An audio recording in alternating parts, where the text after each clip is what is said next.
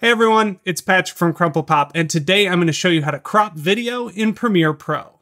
So here's a clip on my timeline that I want to crop, and cropping luckily is really easy to do in Premiere. So make sure you've got your clip selected, then go to the effects browser, go to video effects, scroll down to transform, and then in there you'll find crop.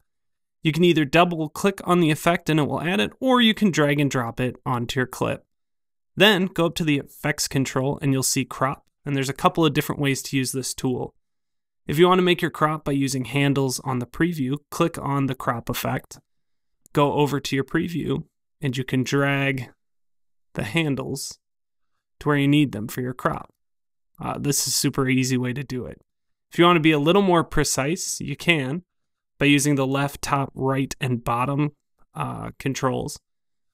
Here you see these numbers, that's percentage. There's a couple of ways to do this. You can either drag them similar to the handles on the screen. That's what I'm doing here. You can double click and put in a precise percentage.